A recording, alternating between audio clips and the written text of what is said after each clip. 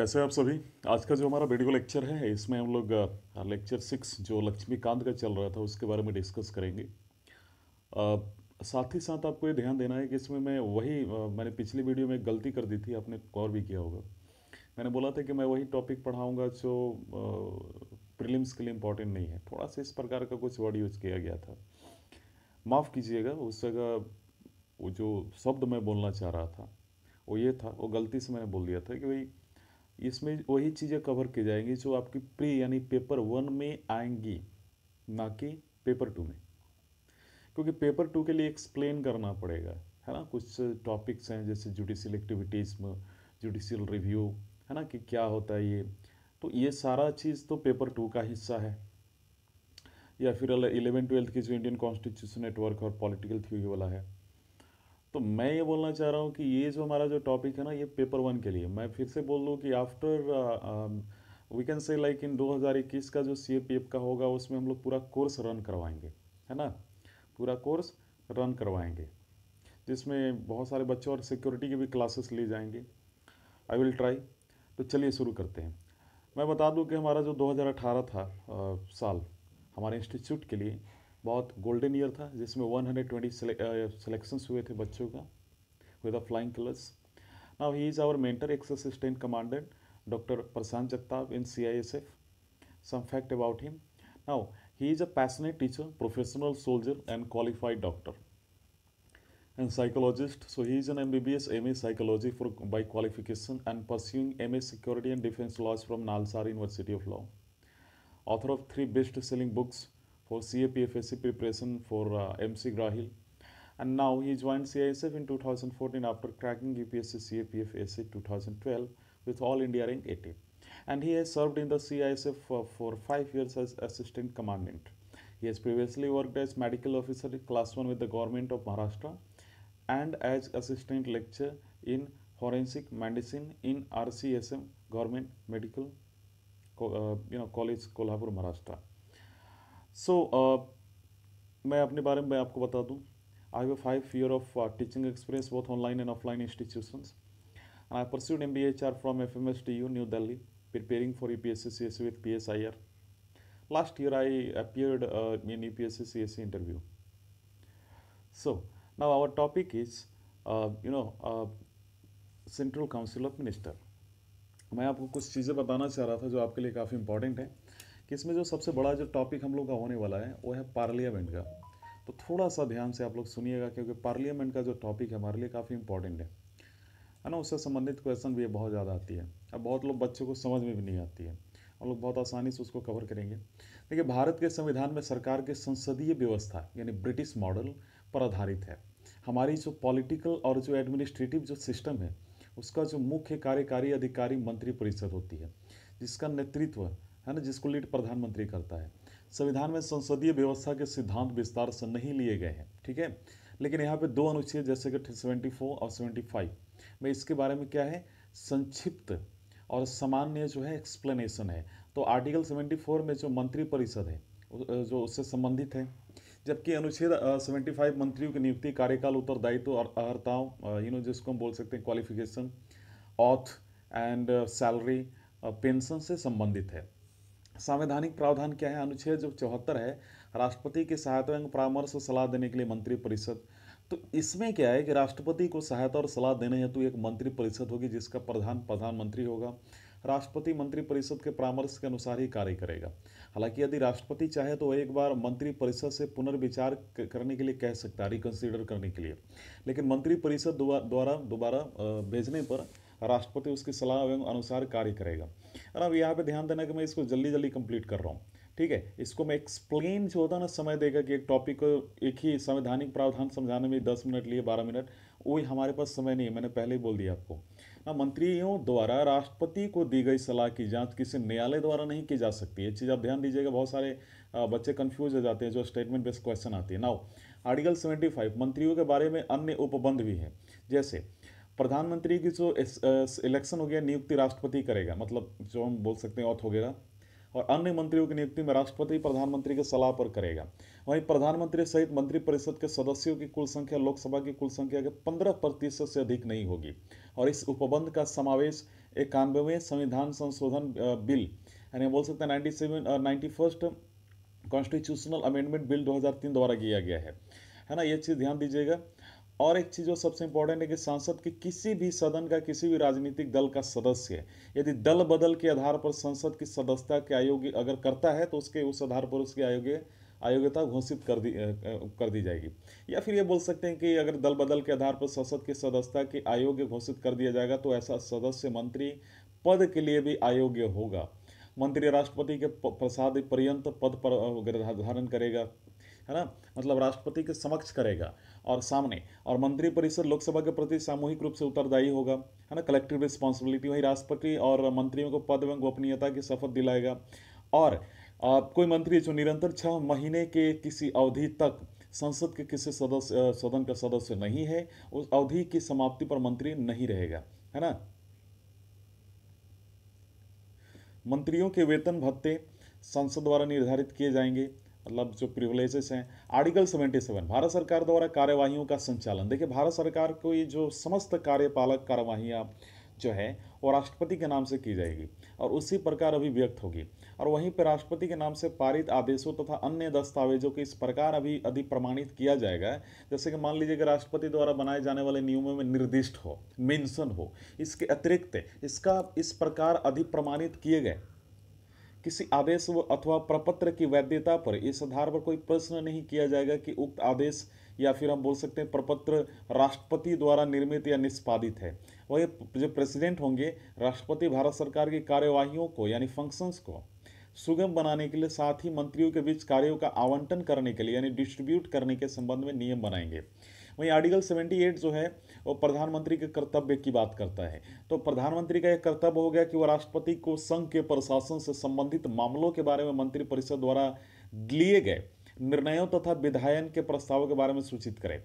और ये ध्यान देना आप लोगों को कि संघ के प्रशासन आदि के संबंधित मामलों तथा प्रस्तावित विधायनों के बारे में राष्ट्रपति द्वारा मांगी गई सूचनाएं प्रेषित करें। तो यदि राष्ट्रपति चाहे तो किसी ऐसे मामले पर जिसमें यदि किसी मंत्री द्वारा निर्णय लिया जा चुका है लेकिन जिस मंत्रिपरिषद ने विचार नहीं किया है उस मंत्रिपरिषद के विचारार्थ भेज दे, है ना, ऐसा हो सकता है।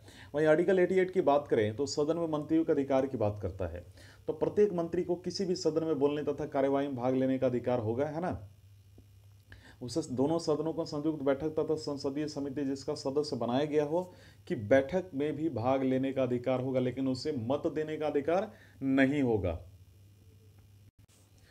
तो ये तो हम लोगों ने देखा। वहीं मंत्री द्वारा दी गई सलाह की प्रकृति भी देखिए। आर्टिकल 74 में प्रधानमंत्री के नेतृत्व वाली जो मंत्री परिषद का उपबंध या राष्ट्रपति की उसके कार्य करने हेतु सलाह देती है और 42वें एवं 44वें संविधान संशोधन अधिनियम द्वारा उसके परामर्श को यानी जो हम बोल सकते हैं संपर्क जो लेता है जो मिलता है उसको राष्ट्रपति के लिए बाध्यकारी बना दिया गया है।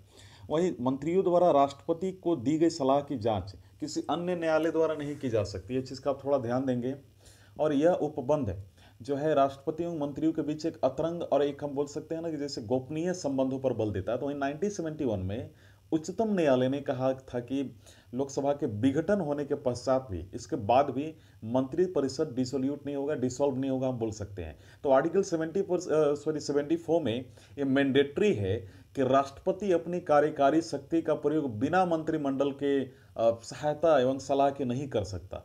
तो बिना सलाह और हम ये बोल सकते हैं कि सहायता के कार्यकारी शक्ति द्वारा किया गया कोई भी कार्य असंवैधानिक होगा, ये ध्यान देना आपको। और यह अनुच्छेद 74 का उल्लंघन माना जाएगा। लेकिन 74 में पुनः न्यायालय ने कहा कि जब भी संविधान की राष्ट्रपति की संतुष्टि की आवश्यकता होगी, यह संतुष्टि राष्ट्रपति की व्यक्तिगत संतुष्टि न होकर मंत्रिपरिषद की संतुष्टि होगी, जिसकी सलाह और सहायता पर राष्ट्रपति अपनी शक्ति का प्रयोग और कार्य करता है। तो इन मंत्रियों की नियुक्ति की अगर बात की जाए तो कुछ बातें यहाँ बताई गई। जैसे प्रधानमंत्री की नियुक्ति राष्ट्रपति करता है तथा प्रधानमंत्री के सलाह पर अन्य मंत्रियों की नियुक्ति करता है। तो इसका अर्थ है कि भाई राष्ट्रपति केवल उन्हीं व्यक्तियों को मंत्री को नियुक्त कर सकता है जिनकी सिफारिश प्रधानमंत्री ने किया है। तो सामान्यतः होता क्या है कि लोकसभा राज्यसभा से संसद सदस्यों की मंत्री परिषद पर या फिर मंत्री पद पर नियुक्ति होती है। लेकिन कोई भी व्यक्ति संसद की सदस्यता के बिना मंत्री परिषद पर सुशोभित होता है, तो उसे अगर वहाँ पे उस पोस्ट पे होता है तो उसे 6 माह के भीतर संसद के किसी भी सदन का सदस्यता जो है हम बोल सकते हैं लेनी होगी, निर्वाचन से अथवा नामांकन से किसी भी तरीके से, नहीं तो उसका मंत्री पद रद्द कर दिया जाता है। तो एक मंत्री को जो संसद के किसी एक सदन का सदस्य, ध्यान दीजिएगा, दूसरे सदन के कार्यवाही में भाग लेने और बोलने का अधिकार है, परंतु वह उसी सदन में मत दे सकता है जिसका वो सदस्य है। तो मंत्रियों द्वारा ली जाने वाली शपथ एवं उनका वेतन ही हमारे लिए इंपॉर्टेंट नहीं है, क्योंकि एग्जाम में पूछा नहीं जाता है। लेकिन ये ध्यान दीजिएगा कि सन 1990 में 1990 में देवीलाल द्वारा प्रधानमंत्री के शपथ को इस आधार पर चुनौती दी गई है कि असंवैधानिक और संविधान में केवल प्रधानमंत्री व अन्य मंत्रियों का उपबंध है। तो उच्चतम न्यायालय ने शपथ को वैध ठहराया था और कहा था कि किसी व्यक्ति को उप प्रधानमंत्री के रूप में नियुक्ति केवल व्याख्यात्मक है, यानी एक्सप्लेन्ड है, और ऐसी व्याख्या उसे प्रधानमंत्री की कोई शक्ति प्रदान नहीं करती। और इसमें कहा गया कि किसी मंत्री को उप प्रधानमंत्री या अन्य किसी प्रकार के मंत्री जैसे राज्य मंत्री तथा उप मंत्री के रूप में व्याख्या जो कि संविधान में मेंशन नहीं है, उसके द्वारा ली गई ऑथ जो है इनवैलिड या फिर हम बोल सकते हैं इलीगल घोषित नहीं करती, यदि इसके द्वारा ली गई शपथ का वास्तविक भाग सही है ना। तो ये तो हम लोगों ने देखा। वहीं हम लोग इसके सैलरी की आप क्या बात करोगे, देखो मैं फिर भी बताता हूँ कि मंत्रियों के वेतन व भत्ते संसद समय समय पर निर्धारित करती है। तो एक मंत्री एक संसद सदस्य को दिए जाने वाला वेतन वह भत्ते प्राप्त करता है। इसके अतिरिक्त वह व्यय विषय भत्ते उसके पद के अनुसार मुफ्त आवास हो गया, यात्रा भत्ता, स्वास्थ्य सुविधा आदि प्राप्त करता है। लेकिन 2001 में प्रधानमंत्री के व्यय विषय भत्ता बढ़ाकर 1500 से 3000 प्रतिमाह और केंद्रीय मंत्री के लिए 1000 से 2000 प्रतिमाह और राज्य मंत्री के लिए 500 से 1000, उप मंत्री के लिए 300 से 600 प्रतिमाह कर दिया गया है। अब यहाँ पे सामूहिक भाई एक क्वेश्चन आता है कि सर मंत्रियों के उत्तरदायित्व यानी रिस्पॉन्सिबिलिटी की जब हम बात करते हैं मिनिस्टर्स की, तो ये कलेक्टिव रिस्पॉन्सिबिलिटी क्या हो। देखिए सरकार के संसदीय व्यवस्था की जो कार्य प्रणाली का जो मौलिक सिद्धांत उसका सामूहिक उत्तरदायित्व का सिद्धांत होता है, ठीक है। तो आर्टिकल 75 में क्लियरली बताया गया है कि मंत्री परिषद लोकसभा के प्रति रिस्पॉन्सिबल यानी कलेक्टिव रूप से रिस्पॉन्सिबल होगी। इसका मतलब क्या हुआ, सभी मंत्रियों की उनके सभी कार्यों के लिए लोकसभा के प्रति संयुक्त जिम्मेदारी होगी। वे एक दल की तरह कार्य करेंगे और समान रूप से दायी होंगे। और जब लोकसभा मंत्री परिषद के विरुद्ध एक अविश्वास यानी नॉन कॉन्फिडेंस मोशन पारित करती है तो सभी मंत्रियों को, जिसमें कि राज्यसभा के मंत्री भी शामिल हो, त्यागपत्र देना पड़ता है। इसके अतिरिक्त मंत्री परिषद राष्ट्रपति को इस आधार पर लोकसभा के विघटित यानी डिसॉल्व करने की सलाह दे सकती है कि भाई सदन जनमत का निष्ठापूर्ण प्रतिनिधित्व नहीं करता और नए चुनाव की मांग करता है। तो राष्ट्रपति लोकसभा में अगर हम बात करें, कुछ चीज़ों पे आपको ध्यान देना है कि राष्ट्रपति लोकसभा में विश्वास मत खोए हुए मंत्रिपरिषद को सलाह मानने हेतु बाध्य नहीं है। तो सामूहिक जो कलेक्टिव रिस्पॉन्सिबिलिटी का ये जो प्रिंसिपल है, ये भी मंत्रिमंडल के निर्णय सभी केंद्रीय मंत्रियों अन्य मंत्रियों के लिए बाइंड है यानी बाध्यकारी है। यहाँ तक कि यदि मंत्रिमंडल के बैठक में उनके विचार इसके विरुद्ध हों तो सभी मंत्रियों का एक कर्तव्य है को मंत्रिमंडल के निर्णयों को माने और संसद के बाहर भीतर उसका समर्थन करे। यदि कोई मंत्रिमंडल किसी निर्णय के असहमत है और उसके लिए तैयार नहीं है तो उसे रेजिग्नेशन देना होगा। पूर्व में पहले भी कई मंत्रियों ने मंत्रिमंडल के साथ अपने मतभेद के चलते कई बार त्याग पत्र भी दिए, रेजिग्नेशन भी दिए। जैसे उदाहरण के लिए 1953 में जो डॉक्टर बी आर अम्बेडकर ने हिंदू कोड बिल पर भी अपने साथियों के साथ जो है कॉन्ट्राडिक्शन के चलते रेजिग्नेशन दिया था। वहीं सी डी देशमुख ने राज्यों के पुनर्गठन की नीति पर कॉन्ट्राडिक्शन के कारण त्यागपत्र दिया था। आरिफ मोहम्मद ने मुस्लिम महिला तलाक से बचाव अधिकार अधिनियम 1986 के विरोध में जो है त्यागपत्र दिया था। तो अगर व्यक्तिगत यानी इंडिविजुअल रिस्पॉन्सिबिलिटी अकाउंटेबिलिटी की बात करें तो आर्टिकल 75 में व्यक्तिगत उत्तरदायित्व का सिद्धांत भी मेंशन है और ये कहता है कि मंत्री राष्ट्रपति के प्रसाद पर्यंत अपने पद पर बने रहेंगे, जिसका अर्थ है कि राष्ट्रपति किसी मंत्री को उस समय भी हटा सकता है जब मंत्री परिषद की लोकसभा में विश्वास मत प्राप्त है। हालांकि राष्ट्रपति किसी मंत्री को केवल प्रधानमंत्री की सलाह पर ही हटा सकता है। विचारों में यानी आइडियोलॉजीज में कॉन्ट्राडिक्शन के कारण अथवा किसी मंत्री के कार्य से संतुष्ट न होने के कारण प्रधानमंत्री उसे त्यागपत्र यानी रेजिग्नेशन देने के लिए कह सकता है। लेकिन यह ध्यान देना है कि राष्ट्रपति को उसे बर्खास्त करने की सलाह भी दे सकता है। इस शक्ति के प्रयोग द्वारा प्रधानमंत्री सामूहिक उत्तरदायित्व के नियम की सिद्धि कर सकता है।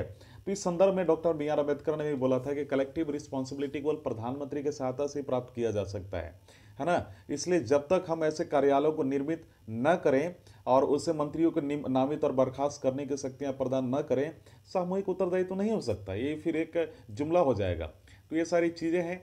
और एक चीज़ आपको ध्यान देना है कि ब्रिटेन का एक प्रोवर्ब है कि भाई राजा कभी गलत नहीं हो सकता, उस पर न्यायालय का मुकदमा नहीं चलाया जा सकता। लेकिन दूसरी ओर भारत में संविधान में किसी भी मंत्री के लिए किसी प्रकार की विधिक जिम्मेदारी का कोई मेंशन उपबंध ही नहीं है। ये आवश्यक नहीं कि राष्ट्रपति द्वारा जनहित में जारी किसी आदेश पर कोई मंत्री प्रति हस्ताक्षर करे। यहाँ तक कि मंत्री द्वारा राष्ट्रपति को दी गई किसी सलाह की जांच में न्यायालय के क्षेत्र से बाहर है। सोचने वाली बात है।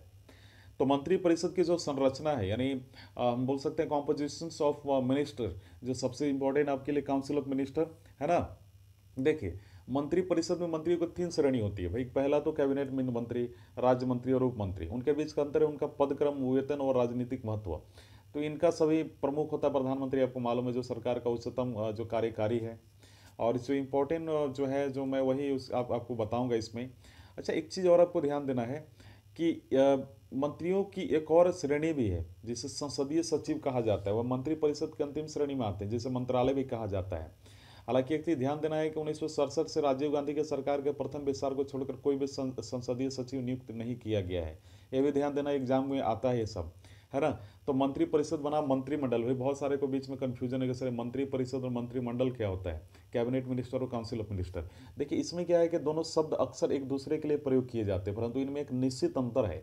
यह एक दूसरे से अपनी कॉम्पोजिशन, फंक्शंस, रोल के कारण थोड़ा डिफरेंट है। ये हम लोग इसके बारे में डिस्कस करेंगे आगे चल के। लेकिन मैं आपको बता दूं कुछ चीज़ें जो बहुत महत्वपूर्ण है कि मंत्रिमंडल की जो भूमिका है, ये हमारे राजनीतिक प्रशासनिक व्यवस्था में उच्चतम निर्णय लेने वाली संस्था है। यह केंद्र सरकार की मुख्य नीति निर्धारक अंग भी है।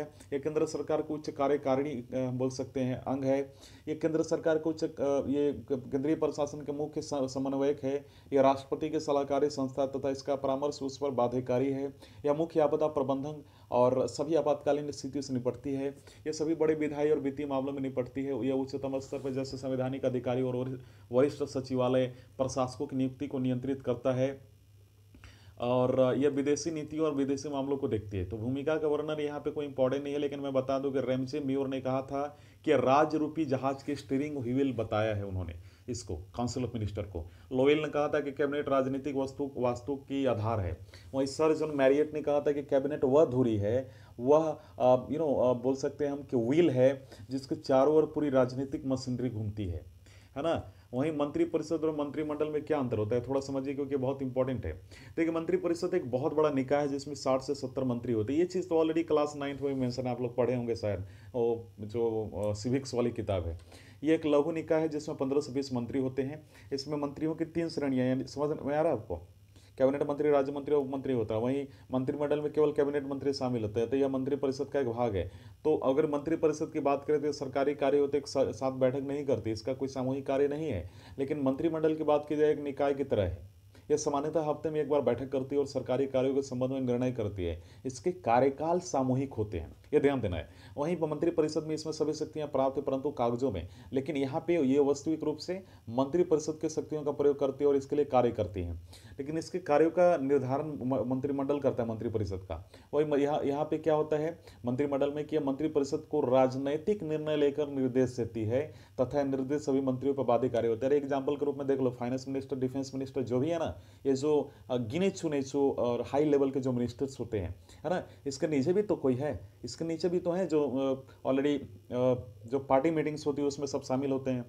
अनुराग ठाकुर हो गया होगा जो बीजेपी के हैं, है ना, ये चीज़ आपको ध्यान देना है। या फिर जो तेजस्वी सूर्या जो बेंगलुरु से, तो ये सारे जो है ना इसी में शामिल है। भले वो सांसद तो अपनी जगह के है ना, इनका भी तो यहाँ पर कोई रोल है। देखिए, ये मंत्रिमंडल के निर्णय को लागू करती है मंत्री परिषद। वही यह मंत्री परिषद द्वारा अपने निर्णय को अनुपालन की देखरेख करती है। मंत्रिमंडल की मैं बात कर रहा हूँ। और मंत्री परिषद एक संवैधानिक निकाय, इसका विस्तृत वर्णन संविधान का अनुच्छेद 74 और 75 में किया गया है। और इसका आकार और वर्गीकरण संविधान में वर्णित नहीं है, इसको देखकर करता है। लेकिन आपको ध्यान देना है कि इसके आकार का निर्धारण प्रधानमंत्री समय और स्थिति को देखकर करता है। यह ब्रिटेन में विकसित संसदीय व्यवस्था के आधार पर त्रिस्तरीय निकाय के रूप में, बॉडी के रूप में क्लासिफाइड है। हालांकि इसे विधायी मंजूरी प्राप्त है और वेतन एवं भत्ते अधिनियम, है ना, ये ध्यान देना, सैलरी एंड पेंशन एक्ट 1952 में मंत्री को मंत्री परिषद का सदस्य बताया गया, चाहे वो जिस नाम से पुकारा जाए। इसमें उप मंत्री भी शामिल हैं। वहीं इससे संविधान, यानी मंत्रिमंडल की मैं बात कर रहा हूँ, इससे संविधान के अनुच्छेद 352 में 1978 के 44th कॉन्स्टिट्यूशनल अमेंडमेंट एक्ट द्वारा शामिल किया गया, यह अतः यह संविधान के मूल स्वरूप में भी शामिल नहीं थी, यह ध्यान देना है। लेकिन आर्टिकल 352 में इसकी जो एक्सप्लेनेशन है, इसकी मेंशन है, यह है कि प्रधानमंत्री व अन्य कैबिनेट मंत्रियों के जो परिषद है, जिन्हें आर्टिकल 75 के अंतर्गत नियुक्त किया गया है, इसके कार्यों और शक्तियों का विवरण नहीं दिया गया। दूसरे शब्दों में हमारी राजनीतिक पॉलिटिकल यानी पॉलिटिको एडमिनिस्ट्रेटिव जो सिस्टम है ब्रिटेन के संसदीय परंपराओं पर आधारित है। वहीं मंत्री परिषद में सामूहिक रूप से लोकसभा के प्रति उत्तरदायी, वहीं मंत्रिमंडल क्या है, यह मंत्री परिषद की लोकसभा के प्रति सामूहिक जिम्मेदारी को लागू करती है। तो ग्लैडस्टोन ने भी बोला था कि कैबिनेट सूर्य के समान है जिसके चारों ओर अन्य परिभ्रमण करते हैं। वार्कर ने बोला था कि कैबिनेट नीतियों का चुंबक है। बेगेहेट हार्ट ने बोला था कि कैबिनेट हाइफन है जो कार्य पालक एवं विधायी विभाग दोनों के साथ जुड़ी होती है। सर आइवर जेनिंग्स ने बोला था कि भाई कैबिनेट ब्रिटिश संवैधानिक व्यवस्था का केंद्र बिंदु है, यह ब्रिटिश सरकार को एकता प्रदान करता है। एलिस अमरी कैबिनेट सरकार को निर्देशित करने वाला मुख्य उपकरण है। तो ऐसा कुछ बात बोला गया, लेकिन ब्रिटिश सरकार में कैबिनेट की भूमिका इतनी सशक्त करने के लिए एक मुख्य उपकरण है। और ब्रिटिश जो है जिसे हम बोल सकते हैं एक तरीके से कि ब्रिटिश सरकार में कैबिनेट की भूमिका इतनी सशक्त प्रतीत होती है कि रैमजे मेयर इसे कैबिनेट की तानाशाही कहते हैं, है ना, ये ध्यान देना है। लेकिन एक बात यहाँ पे आती है जो सबको समझना है कि भैया किचन कैबिनेट क्या होता है, जिसे आंतरिक कैबिनेट बोलते हैं। देखिए ये कैबिनेट 15 या 20 महत्वपूर्ण मंत्रियों को मिलाकर बनती है, जिसका प्रमुख प्रधानमंत्री होता है, और ये औपचारिक रूप से, है ना, निर्णय लेने वाली उच्चतम संस्था होती है। आंतरिक कैबिनेट यानी किचन कैबिनेट कहलाने वाला छोटा निकाय यानी स्मॉल बॉडी जिसमें बोल सकते हैं रूलिंग गवर्नमेंट का प्रमुख केंद्र बन गया है। और इस अनौपचारिक निकाय में प्रधानमंत्री अपने से 2-4 प्रभावशाली पूर्ण विश्वासी सहयोगी रखता है, जिनसे वह हर समय की चर्चा करता है, ये ध्यान देना है। तो ये हो गया हमारा। और एक चीज़ ध्यान देना है, प्रधानमंत्री एक महत्वपूर्ण राजनीतिक और प्रशासनिक मुद्दों पर सलाह देती है, महत्वपूर्ण निर्णय लेने में सहायता करती है। इसमें न केवल कैबिनेट मंत्री शामिल होते हैं अपितु इसके बाहर भी जैसे प्रधानमंत्री के मित्र और पारिवारिक सदस्य भी होते हैं। और यहाँ भारत में प्रत्येक प्रधानमंत्री की एक आंतरिक कैबिनेट होती है, ये घेरे के अंदर घेरा। जैसे इंदिरा गांधी के ज़माने में आंतरिक कैबिनेट अति शक्तिशाली थी, जैसे किचन कैबिनेट भी कहा जाता था। तो ये चीज़ थी, मुझे लगता है इससे ज़्यादा आपके लिए इंपॉर्टेंट है। आर्टिकल 74, 75, 77, 78 है, ध्यान दीजिएगा, यही आपके लिए इसमें इंपॉर्टेंट है। वहीं मंत्रिमंडल समिति है, इतना इंपॉर्टेंट नहीं है, लेकिन इसके बारे में फिर भी बात कर लेता हूँ।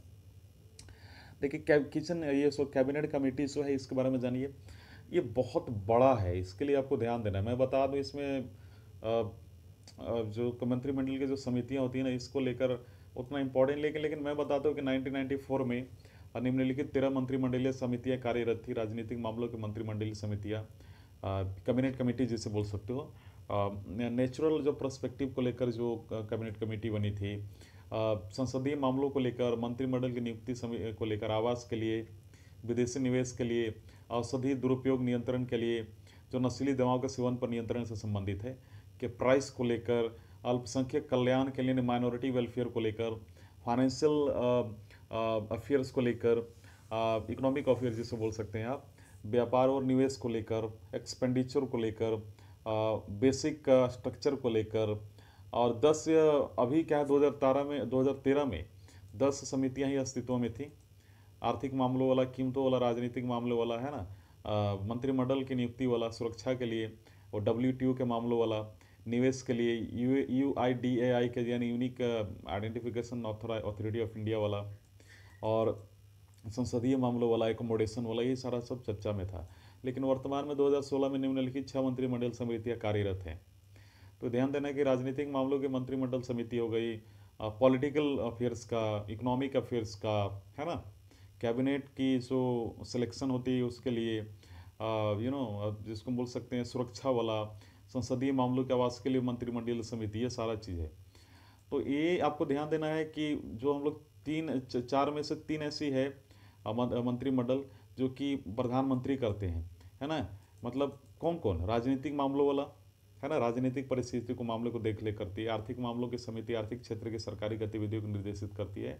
और नियुक्ति समिति जो केंद्रीय सचिवालय वाला होता है, वित्तीय संस्था वाला, तो इसको प्रधानमंत्री देखते हैं। लेकिन वहीं जो चौथा है, जैसे कि संसदीय मामले की समिति संसद में सरकार की भूमिका और कार्य को देखती है। इसको क्या होता है कि सभी मंत्रिमंडलीय समितियाँ जो कि सुप्रीम कमेटियाँ बोल सकते हैं, राजनीतिक मामलों की समिति मानी जाती है, जिसे सुपर कैबिनेट भी कहा जाता है। तो इस प्रकार हमारा ये भी चैप्टर कंप्लीट हुआ। और अगला जो हमारा है वो हमारे लिए काफ़ी इंपॉर्टेंट है, और वो कौन सी है। लेकिन 2013 में 21 मंत्री समूह अस्तित्व में थे, ये चीज़ ध्यान देना है। इस चीज़ तो हम लोगों ने देखा। और जो सबसे इम्पोर्टेंट है, क्योंकि इससे ज़्यादा मुझे लगता है कि आपके लिए इम्पोर्टेंट है ये चीज़, क्योंकि इससे बहुत कम क्वेश्चंस आती है। देखिए, एक चीज़ और आप ध्यान दीजिएगा कि जो हमारा पार्लियामेंट वाला चैप्टर है ना, इसमें बहुत डिटेल से आपको सुनना है, ठीक है। तो 1 सेकेंड आप रुकेंगे थोड़ा। तो अगला जो हमारा टॉपिक है वो है पार्लियामेंट, ठीक है। तो पार्लियामेंट के बारे में हम लोग देखेंगे। देखिए, सबसे पहले समझिए कि संसद यानी पार्लियामेंट केंद्र सरकार की एक विधायी अंग है ना। संसदीय प्रणाली, जिसे सरकार का वेस्टमिंस्टर यानी वेस्टमिंस्टर मॉडल भी कहते हैं, अपनाने के कारण भारतीय लोकतांत्रिक व्यवस्था में संसद एक विशिष्ट व केंद्रीय स्थान रखती है। इस चीज़ का थोड़ा सा आप ध्यान रखेंगे।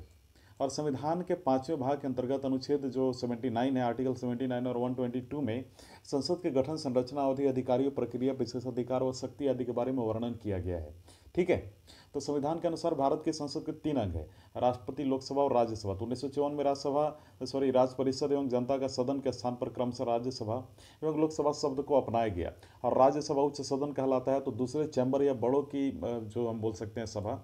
लेकिन देखिए, जबकि लोकसभा जो है निचला सदन, यानी जैसे हम बोल सकते हैं पहला चैम्बर या चर्चित सभा कहलाता है। तो राज्यसभा में जो हम राज्य व संघ राज्यों के क्षेत्रों के प्रतिनिधि होते हैं, जबकि लोकसभा संपूर्ण रूप में भारत के लोगों का जो है प्रतिनिधित्व करता है। हालांकि राष्ट्रपति संसद के किसी भी सदन का सदस्य नहीं होता है और न ही वह संसद में बैठता है, लेकिन राष्ट्रपति संसद के अभिन्न अंग है। ऐसा इसलिए क्योंकि संसद के दोनों सदनों में अगर मैं बात करूं पर्सनली, तो दोनों सदनों में द्वारा पारित कोई विधेयक तब तक विधि नहीं बनाता जब तक वो राष्ट्रपति उसे अपनी स्वीकृति नहीं दे देता। तो राष्ट्रपति संसद के कुछ चुनिंदा कार्य भी करती है। उदाहरण के स्वरूप, राष्ट्रपति दोनों सदनों का सत्र आहूत करता है या सत्रावासन करता है, लोकसभा को विघटित कर सकता है, जब संसद का सत्र न चल रहा हो वो अध्यादेश जारी कर सकता है। हालांकि इस मामले में भारतीय संविधान अमेरिका के स्थान पर ब्रिटेन के पत्ती पर आधारित है। ब्रिटेन की संसद ताज राजा या रानी, हाउस ऑफ लॉर्ड ऊपरी सदन जिसे बोलते हैं, या हाउस ऑफ कॉमन्स निचला सदन से मिलकर बनती है। इसके अतिरिक्त अमेरिकी राष्ट्रपति विधानमंडल का महत्वपूर्ण अंग नहीं है। अमेरिका में विधानमंडल को कांग्रेस के नाम से जाना जाता है। कांग्रेस के अंतर्गत सीनेट, ऊपरी सदन, हाउस ऑफ रिप्रेजेंटेटिव यानी निचला सदन होता है। सरकार की संसदीय पद्धति में विधायी या कार्यकारी अंगों में परस्पर निर्भरता पर जोर दिया जाता है। अतः हमारे यहाँ संसद की राष्ट्रपति यानी संसद में राष्ट्रपति ब्रिटेन के संसद में ताज की तरह, वहीं दूसरी तरफ राष्ट्रपति पद्धति वाली सरकार में विधायी और कार्यकारी अंगों के अलग करने पर जोर दिया जाता है। इसलिए अमेरिकी राष्ट्रपति कांग्रेस का घटक नहीं माना जाता है। दोनों सदनों की अगर संरचना की मैं बात करूं, तो आपको ध्यान देना है कि राज्यसभा का जो संरचना है और राज्यसभा का अधिकतम जो संख्या है 250 निर्धारित है। इनमें से 238 सदस्य राज्यों और संघ राज्यों के प्रतिनिधि है ना, अप्रत्यक्ष रूप से निर्वाचित होंगे, जबकि 12 सदस्य राष्ट्रपति द्वारा मनोनीत किए जाएंगे। वर्तमान में राज्यसभा में 245 सदस्य हैं। इनमें से 229 सदस्य राज्यों का प्रतिनिधित्व करते हैं और 4 संघ राज्य क्षेत्रों का प्रतिनिधित्व, 12 सदस्य राष्ट्रपति द्वारा मनोनीत जो है। तो संविधान की 4वीं अनुसूची में हम राज्यसभा के लिए राज्यों और संघ राज्यों क्षेत्रों में सीटों का आवंटन वर्णन किया गया। तो राज्यों का जो अगर हम प्रतिनिधित्व की बात करते हैं, तो राज्यसभा में राज्यों के जो अगर आप ये बोल सकते हैं कि प्रतिनिधि का निर्वाचन जो है विधानसभा के निर्वाचित सदस्य करते, चुनाव अनुपातिक प्रतिनिधित्व पद्धति के अनुसार, यानी जिसको हम बोलते हैं ना सिंगल, जिसको इलेक्शन या फिर हम ये बोल सकते हैं एकल संक्रमणीय मत प्रदान होता है। तो राज्यसभा के लिए राज्यों के सीटों का बंटवारा जो है उनकी जनसंख्या के आधार पर किया जाता है, और इसलिए राज्य के प्रतिनिधियों को, रिप्रेजेंटेटिव्स को, उनकी संख्या अलग अलग राज्यों में अलग होती है। उदाहरण के स्वरूप उत्तर प्रदेश 31 सदस्य राज्यसभा में, जबकि त्रिपुरा से 1 है। तो अमेरिका में सीनेट में राज्यों का जो रिप्रेजेंटेटिव बराबर होता है, जनसंख्या के आधार पर नहीं होता है। तो हालांकि अमेरिका में जनसंख्या के स्थान पर सभी राज्यों को सीनेट में समान प्रतिनिधित्व दिया गया है।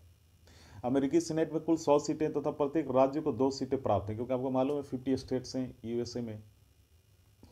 अब अगला है संघ राज्यों का क्षेत्रों का प्रतिनिधित्व। राज्यसभा में संघ राज्य का जो क्षेत्र का प्रत्येक प्रतिनिधि इस कार्य के लिए निर्मित एक निर्वाचन मंडल द्वारा चुना जाता है। ये चुनाव भी अनुपातिक प्रतिनिधित्व पद्धति के अनुसार एकल संक्रमणीय मत द्वारा होता है। 7 संघ राज्य क्षेत्रों में से, 7 नहीं, अब तो 8 हो गया है ना, अब देख लेना, 8 संघ राज्य क्षेत्रों में से सिर्फ 2 यानी दिल्ली और पुडुचेरी के प्रतिनिधि राज्यसभा में है। अन्य 5 संघ शासित प्रदेशों की जनसंख्या तुलनात्मक रूप से काफ़ी कम होने के कारण राज्यसभा उन्हें अलग प्रतिनिधित्व प्रदान प्राप्त नहीं है, ये ध्यान देना है। तो नामित या नाम निर्देशित जो सदस्य हैं, राष्ट्रपति राज्यसभा में से 12 ऐसे सदस्यों को नामित या नाम निर्देशित या नॉमिनेट हम जिसे बोल सकते हैं करती है, या फिर निम्नलिखित करती है जिन्हें कला, साहित्य, विज्ञान और सोशल सर्विस विषयों के संबंध में विशेष ज्ञान या व्यवहारिक अनुभव हो। ऐसे व्यक्तियों का नामांकित करने के पीछे जो एम होता है, उनकी जो फेमस जो पर्सन होता है बिना चुनाव के राज्यसभा में जा सके। और यहाँ ध्यान देने वाली बात यह है कि अमेरिका सीनेट में कोई नामित सदस्य नहीं होता है। वही लोकसभा की संरचना की अगर बात की जाए तो लोकसभा की अधिकतम संख्या 552 निर्धारित की गई है। इनमें से 530 राज्यों के प्रतिनिधि, 20 संघ राज्य क्षेत्रों के प्रतिनिधि होते हैं। एंग्लो इंडियन समुदाय के 2 सदस्यों को राष्ट्रपति नामित या नाम निर्देशित करता है।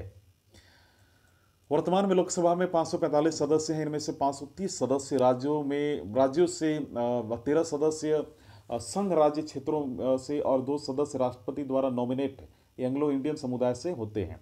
राज्यों का प्रतिनिधित्व जो है यानी स्टेट के रिप्रेजेंटेटिव्स हैं, लोकसभा में राज्यों के रिप्रेजेंटेटिव राज्यों के डिफरेंट जिसे हम बोल सकते हैं कॉन्स्टिट्यूशनल एरियाज के लोगों द्वारा प्रत्यक्ष यानी डायरेक्ट रूप से इलेक्टेड होते हैं। भारत के हर नागरिक को जिसकी उम्र 18 वर्ष से अधिक है और उसे संविधान या विधिक उपबंधों के मुताबिक आयोग नहीं ठहराया गया हो तो उसे वोट देने का अधिकार है। तो 61st अमेंडमेंट एक्ट जो था 1988 द्वारा मत देने की आयु सीमा को 21 वर्ष से घटाकर 18 वर्ष कर दिया गया था। संघ राज्य क्षेत्रों के जो रिप्रेजेंटेटिव्स हैं, संविधान ने संसद के संघ राज्य क्षेत्रों के प्रतिनिधि को चुनने की विधि के निर्धारण का अधिकार दिया है।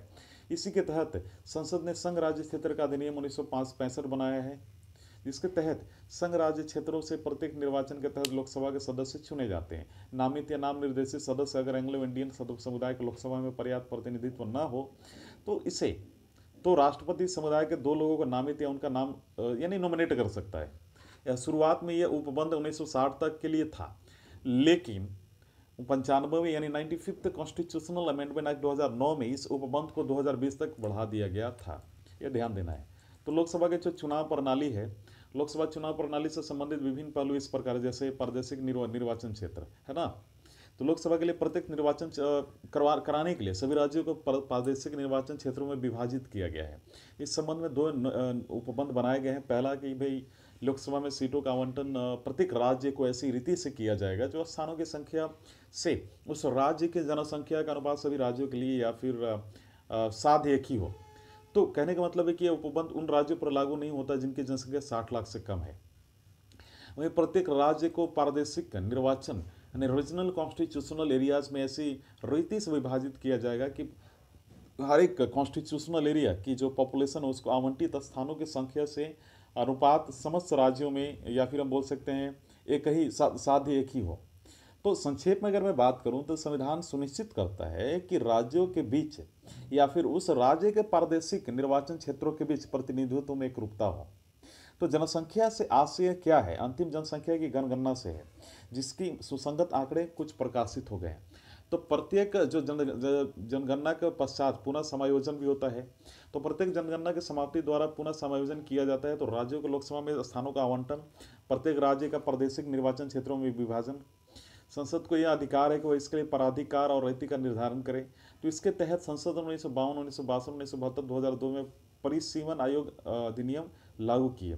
42वें संशोधन अधिनियम 1976 में राज्यों को लोकसभा में संस्थानों का आवंटन, प्रत्येक राज्यों के प्रादेशिक निर्वाचन क्षेत्रों में विभाजन को वर्ष 2000 तक स्थिर कर दिया गया।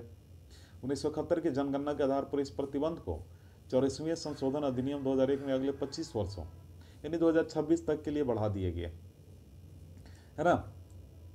84th कॉन्स्टिट्यूशनल अमेंडमेंट एक्ट 2001 में सरकार को शक्ति दी गई कि 1991 की जनगणना की जनसंख्या के आधार पर राज्य के प्रादेशिक निर्वाचन क्षेत्रों का पुनः समायोजन एवं संयुक्तिकरण कर सकती है।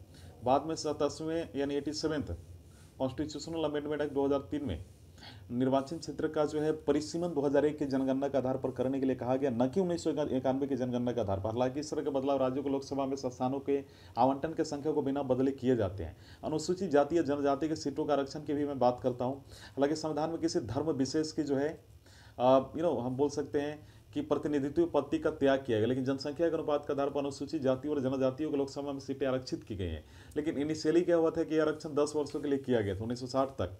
इसके बाद इसे हर 10 वर्ष बाद 10 वर्ष के लिए बढ़ा दिया गया 95th कॉन्स्टिट्यूशनल अमेंडमेंट एक्ट 2009 में इस आरक्षण को 2020 तक के लिए बढ़ा दिया गया। हालांकि अनुसूचित जातियों और जनजातियों के लिए सीटों की आरक्षित की गई, लेकिन उनका निर्वाचन क्षेत्र के सभी मतदाताओं द्वारा किया गया है, ये किया जाता है। अनुसूचित जाति या जनजाति सदस्यों को सामान्य निर्वाचन क्षेत्र से भी चुनाव लड़ने का अधिकार है। 84th कॉन्स्टिट्यूशनल अमेंडमेंट एक्ट 2001 में आरक्षित सीटों को 1991 की जनगणना के आधार पर पुनः नियत किया जाएगा और किया गया। सामान्य सीटों की तरह 87th कॉन्स्टिट्यूशनल अमेंडमेंट एक्ट 2003 में आरक्षित सीटों को 1991 की बजाय 2001 की जनगणना के आधार पर पुनः नियत किया गया है। तो ये हो गया अनुपातिक प्रतिनिधित्व न अपनाना, है ना।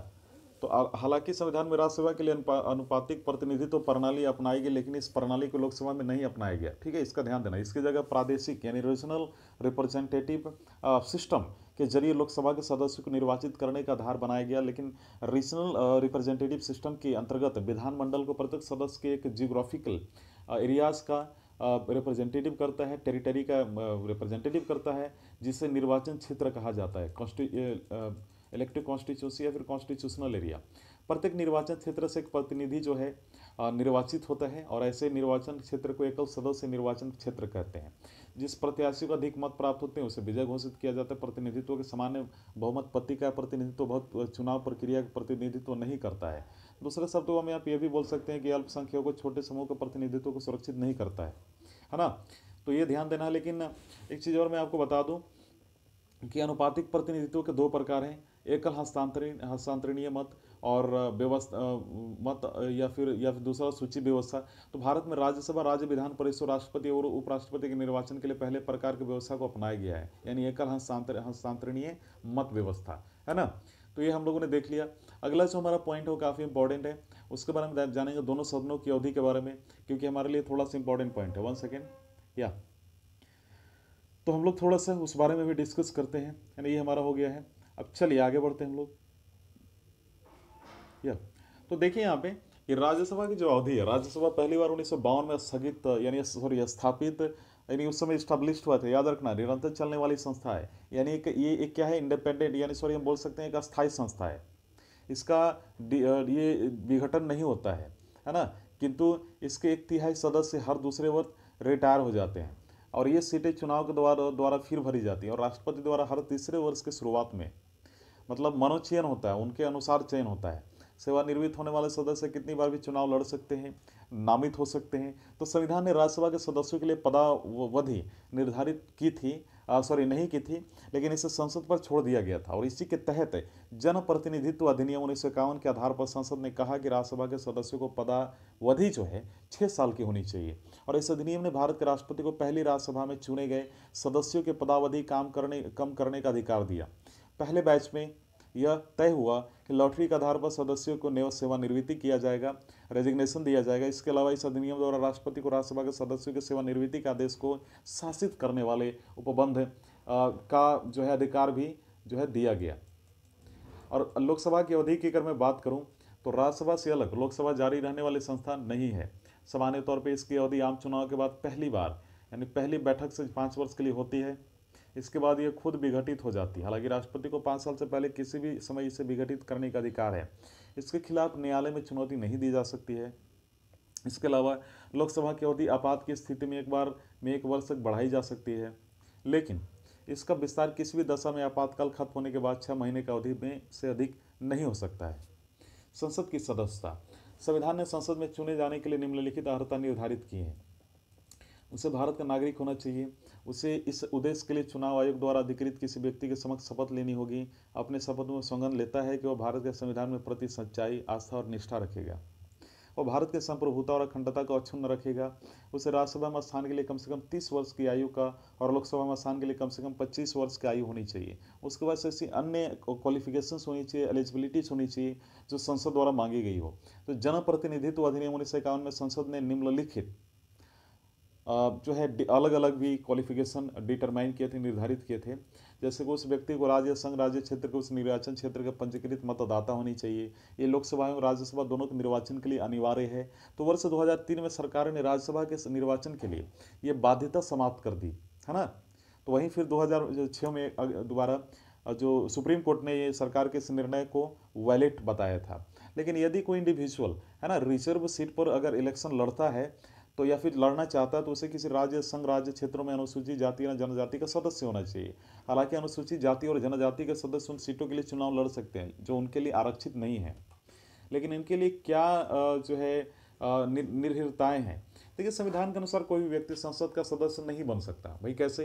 तो यदि वह भारत सरकार या किसी राज्य के अधीन कोई लाभ का पद धारण करता है, मतलब अपने तो वो कर रहा है, संसद में है, लेकिन उसके अलावा भी कोई काम कर रहा है, कहीं बिजनेस में लगा हुआ है, ठीक है, तो ये गलत होगा। तो सांसद द्वारा तय कोई भी पद मंत्री पद या मंत्री को पद को छोड़कर वो कर सकता है, लेकिन ऐसे नहीं कर सकता है किसी पद पे हो तो।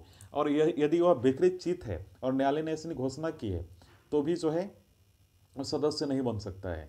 और फिर इसके बाद यदि वो घोषित दिवालिया हो, है ना, बैंकरप्टेसी, वो भारत का नागरिक नहीं है, उसे किसी विदेशी राज्य की नागरिकता स्वेच्छा से अर्जित कर ली है, फिर भी उस संदर्भ में, है ना, और यदि वह संसद द्वारा बनाई गई किसी विधि द्वारा निर्हित कर दिया जाता है ना, तो संसद ने जनप्रतिनिधि अधिनियम 1951 में जो हम बात करें तो निम्नलिखित अन्य जो निर्भरताएं भी निर्धारित की हैं, जैसे कि वह चुनावी अपराध या चुनाव में भ्रष्ट आचरण के तहत दोषी करार न दिया गया हो। भाई उसी को लिया जाएगा ना जो जिसका एटीट्यूड काफ़ी ओवरऑल उसका परफॉर्मेंस बेटर हो, पास्ट में भी किसी पर्सन का, उसे किसी अपराध में 2 वर्ष या उससे अधिक की सजा न हुई हो, परंतु प्रतिबंधात्मक निषेध विधि के अंतर्गत किसी व्यक्ति के बंदीकरण निर्भरताएं नहीं है, वो निर्धारित समय के अंदर चुनावी खर्चे का ब्यौरा देने में असफल न रहा हो, उसे सरकारी ठेका काम या सेवा में कोई दिलचस्पी न हो, और निगम में लाभ के पद या निदेशक या प्रबंध निदेशक के पद पर न हो जिसमें सरकार का 25% हिस्सा है, उसे भ्रष्टाचार या निष्ठाहीन होने के कारण सरकारी सेवा से बर्खास्त न किया गया हो, उसे विभिन्न समूहों में शत्रुता बढ़ाने या रिश्वतखोरी के लिए दंडित न किया गया हो, उसे इनमें छुआछूत, दहेज या सती जैसे सामाजिक अपराधों का प्रसार संलिप्त न पाया गया हो, है ना, ये सारी चीज़ें हैं। अच्छा, दल बदल के आधार पर निर्भरताएं भी है। डिस्क्वालिफिकेशन की मैं बात करूं, निर्भरताएं मतलब डिस्क्वालिफिकेशन, ये ध्यान देना, है ना। तो जैसे होता है ना कि पार्टी चेंज किया तो उसको दल बदल बोलते हैं। तो संविधान के अनुसार किसी व्यक्ति को संसद के सदस्यता के जो डिस्क्वालिफिकेशन किया जा सकता है अगर उसे 10वीं यानी 10वीं अनुसूची है ना, जो 10th शेड्यूल कि उसके अनुसार दल बदल का दोषी पाया गया हो। सदस्यों को दल बदल विधि के निम्नलिखित उपबंधों के तहत डिस्क्वालीफाई करार दिया जा सकता है। जैसे कि अगर वो स्वेच्छा से उस राजनीतिक दल का त्याग करता है अपने मन से जिस दल का टिकट पर उसने चुना गया है। वहीं दूसरी ओर अगर वो अपने राजनीतिक दल द्वारा दिए गए निर्देशों के विरुद्ध सदन में मतदान करता है या नहीं करता है ना। तीसरी ओर अगर निर्दलीय चुना गया हो सदस्य किसी राजनीतिक दल में शामिल हो जाता है। अगर कोई नामित या नाम निर्देशित सदस्य 6 महीने के बाद किसी राजनीतिक दल में शामिल होता है तो 10th शेड्यूल के तहत डिस्क्वालिफिकेशन के जो क्वेश्चंस है उसके सॉल्व करने के लिए राज्यसभा में सभापति और लोकसभा में अध्यक्ष करता है, न कि भारत का राष्ट्रपति। तो 1992 में उच्चतम न्यायालय यानी सुप्रीम कोर्ट ने यह डिसीजन लिया कि भाई सभापति और अध्यक्ष के निर्णय की न्यायिक समीक्षा की जा सकती है, जुडिशियल रिव्यू, है ना। स्थानों का रिक्त होना, देखिए पहले तो समझिए कि निम्नलिखित स्थिति में संसद का सदस्य स्थान रिक्त होता है। पहला कि दोहरी सदस्यता, अगर कोई भी व्यक्ति एक समय से संसद के दोनों सदनों का सदस्य नहीं हो सकता, इस कारण लोक प्रतिनिधित्व अधिनियम 1951 में निम्नलिखित प्रावधान है। यदि कोई व्यक्ति संसद के दोनों सदनों में चुन लिया जाता है ना, तो उसे 10 दिनों के भीतर ये बताना होगा कि उसे किस सदन में रहना है। सूचना न देने पर राज्यसभा में उसकी सीटें खाली हो जाएगी। अगर किसी सदन का सदस्य दूसरे सदन का सदस्य चुन लिया जाता है तो पहले वाले सदन में उसका पद रिक्त हो जाता है। अगर कोई व्यक्ति, ये भी ध्यान देना है कि अगर कोई व्यक्ति एक ही सदन में 2 सीटों पर चुना जाता है तो उसे स्वेच्छा से किसी एक सीट को खाली करने का अधिकार है, अन्यथा दोनों सीटें रिक्त हो जाती है। तो इसी प्रकार कोई व्यक्ति एक ही समय संसद या राज्य के विधानमंडल के किसी सदन का सदस्य नहीं हो सकता। अगर कोई व्यक्ति निर्वाचित होता है तो ये ध्यान देना है कि उसे क्या होता है, उसे 14 दिनों के अंदर राज्य के विधानमंडल की सीट खाली करना होता है। तो लेकिन इसमें ध्यान देना है कि संसद में उसकी सदस्यता समाप्त हो जाती है। इसके साथ ही डिस्क्वालिफिकेशन की बात करूं तो यदि कोई व्यक्ति कॉन्स्टिट्यूशन में दी गई जो भी डिस्क्वालिफिकेशन का जो भी लिस्ट है उससे ग्रस्त पाया जाता है तो उसका स्थान रिक्त हो जाता है, मतलब खाली कर दिया जाता है। यहाँ मतलब मेरा कहने का मतलब है लिस्ट डिस्क्वालिफिकेशन के लिस्ट में संविधान के 10वीं अनुसूची में दर्ज जो डिस्क्वालिफिकेशन में दल बदल भी शामिल है। पद त्याग, है ना, तो रेजिग्नेशन आप जैसे बोल सकते हैं। तो कोई भी सदस्य या फिर स्थिति में किसी स्थिति में राज्यसभा के सभापति या लोकसभा के अध्यक्ष को संबोधित त्यागपत्र तो अपना स्थान त्याग सकता है उनको देकर। त्यागपत्र स्वीकार होने पर उसका स्थान रिक्त हो जाता है। और हालांकि सभापति या अध्यक्ष त्यागपत्र को स्वीकार नहीं भी कर सकता है बशर्ते उसे ऐसा लगे कि त्यागपत्र अपने मन से नहीं दिया गया हो, वह वास्तविक नहीं हो।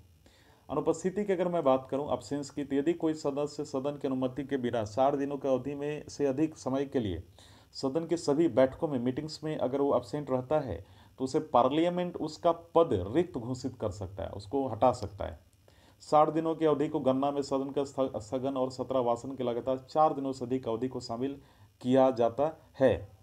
अन्य स्थितियों की बात करें, किसी सदस्य को संसद के सदस्य रिक्त करनी होती है, जैसे कि कुछ मामलों में, जैसे यदि वो न्यायालय या उस सुनवाई का अमान्य या शून्य करार देता है, यदि उसे सदन द्वारा निष्कासित कर दिया जाता है, यदि वो राष्ट्रपति या उपराष्ट्रपति चुन लिया जाता है, यदि उसे किसी राज्य का राज्यपाल बना दिया जाता है ना। अगर कोई डिस्क्वालिफाइड पर्सन इंडिविजुअल संसद में निर्वाचित होता है, तो उसे संविधान की किसी प्रक्रिया द्वारा बोल सकते हैं द्वारा उसके चुनाव को जैसे आप बोल सकते हैं एक तरीके से शून्य या अमान्य करार दिया जा सकता है। ऐसे मुद्दों को लोक प्रतिनिधित्व अधिनियम 1951 द्वारा जाया जाता है, तो सुलझाया जाता है। तो इसके अंतर्गत हम बोल सकते हैं कि हाई कोर्ट चुनाव यानी उच्च न्यायालय चुनाव को अमान्य या शून्य ठहरा सकता है, लेकिन असंतुष्ट व्यक्ति को उच्च न्यायालय के इस निर्णय के खिलाफ उच्चतम न्यायालय में जाने का अधिकार है ना। तो ये चीज़ है। अच्छा, इसको लेकर ओथ और प्रोमिसेस भी, उसके बारे में हम लोग क्या डिस्कस करें, है ना।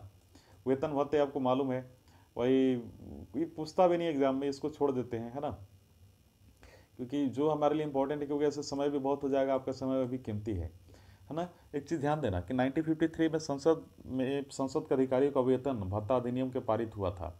इस अधिनियम के अंतर्गत जैसा कि संशोधित किया गया है, राज्यसभा के सभापति का वेतन 1.5 लाख प्रति माह निर्धारित किया गया, 1.25 लाख प्रति माह, यह ध्यान देना है। अच्छा, एक चीज़ और जो सबसे इम्पोर्टेंट कुछ बच्चों को समझ में नहीं आती है कि ये संसद का पीठासीन अधिकारी क्या होता है ना। देखिए, संसद के प्रत्येक सदन के अगले पीठासीन अधिकारी होते हैं। लोकसभा में अध्यक्ष, उपाध्यक्ष, राज्यसभा में सभापति और उपसभापति हो। इसके अलावा लोकसभा में सभापति का पैनल और राज्यसभा में उपसभापति का पैनल भी नियुक्त किया जाता है। इस चीज़ ध्यान दीजिएगा, है ना। अब यहाँ पे ध्यान देना है कि जो मुझे ऐसा लग रहा है कि आपके लिए इम्पोर्टेंट है, वो है कि भाई जो हम लोग यहाँ पे डिस्कस भी कर रहे थे कि लोकसभा अध्यक्ष को लेकर, है ना। 1 सेकेंड, स्पीकर ऑफ लोकसभा, अभी देख रहे हो कितना पॉइंट बाकी है, अभी बहुत ज़्यादा है। तो पहली बैठक के बाद उपस्थित सदस्यों में से 20 का सदस्य जो है 20 से अध्यक्ष का चुनाव किया जाता है। जब अध्यक्ष का स्थान रिक्त होता है, तो एक चीज़ ध्यान देने वाली बात है कि तो लोकसभा इस रिक्त स्थान के किसी अन्य सदस्य को चुनती है। राष्ट्रपति लोकसभा अध्यक्ष के चुनाव को तारीख निर्धारित करता है। आमतौर पर अध्यक्ष लोकसभा के जीवन काल तक पद धारण करता है। हालांकि उसका पद निम्नलिखित 3 मामलों में से इससे पहले भी समाप्त हो सकता है। जैसे यदि वह सदन का सदस्य नहीं रहता है, यदि वह उपाध्यक्ष को संबोधित अपने हस्ताक्षर सहित लेख द्वारा पद त्याग करें, है ना।